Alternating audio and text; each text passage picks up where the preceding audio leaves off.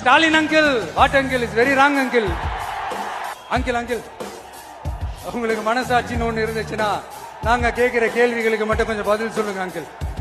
நீங்க நடத்துற இந்த ஆட்சியில நேர்மை இருக்கா, நியாயம் இருக்கா, ஊழல் இல்லாம இருக்கா, சட்டம் ஒழுங்கு சரியா இருக்கா, பெண்களுக்கு பாதுகாப்பு இருக்கா, பொதுமக்களுக்கு பாதுகாப்பு இருக்கா, இயற்கை வளங்களுக்கு பாதுகாப்பு இருக்கா? சொல்லுங்க மை டியர் அங்கிள், சொல்லுங்க.